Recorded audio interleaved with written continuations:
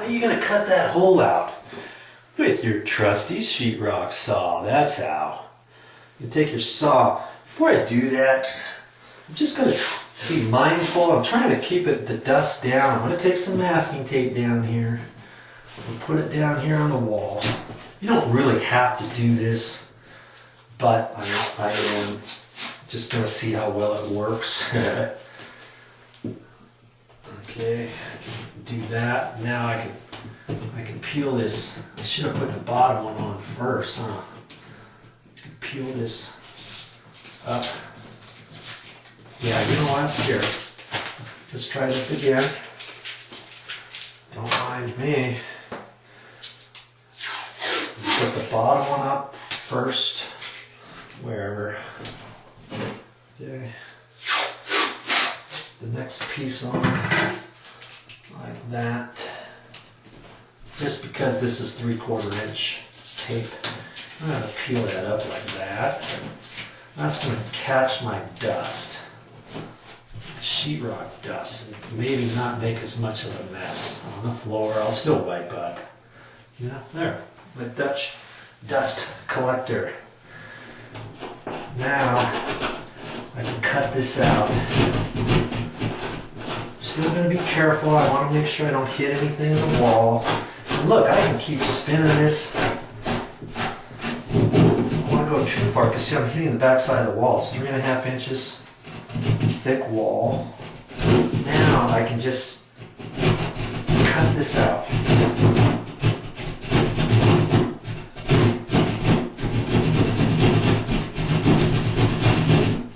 Use your tip because you can make the curve with that more easily than pushing it all the way in. You're not going to be able to turn it, okay?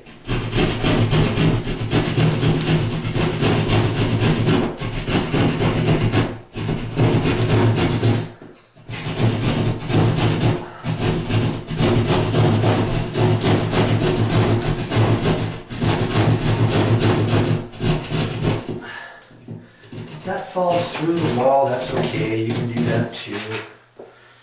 They say the wall cavity's got to be 3.5 inches to work with this type of application, but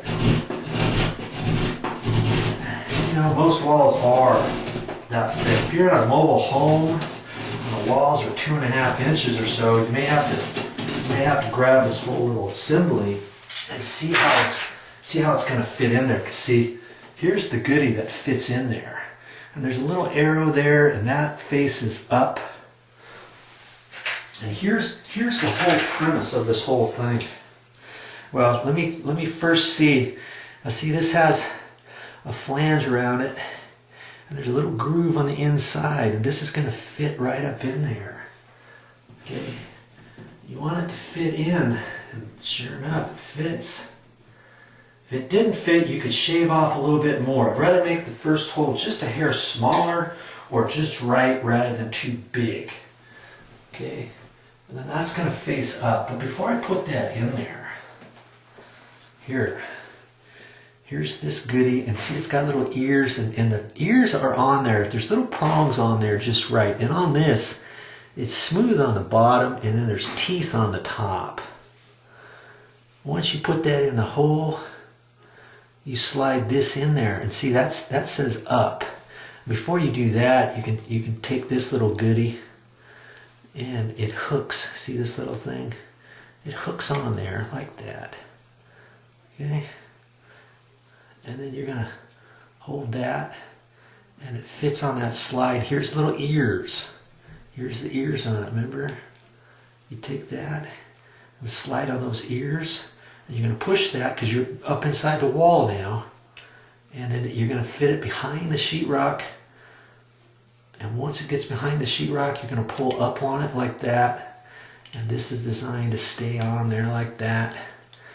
And then you pull this on the back side, and it fits right up there snug.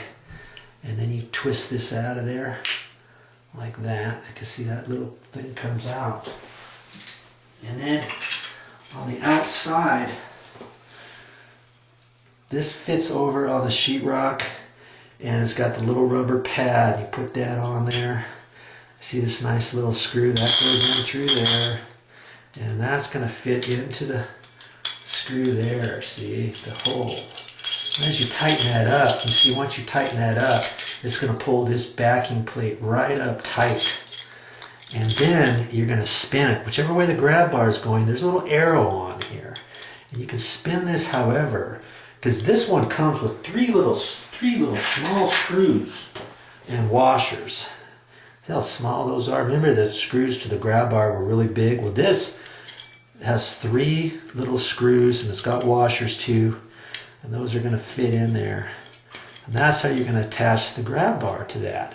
And you've got this arrow over here facing the direction of the grab bar. So we're going to have to do some, we're going to tighten this up and we're going to hold the grab bar up there. If we have to loosen this and slide it over, we'll get this exact and we can tighten that up.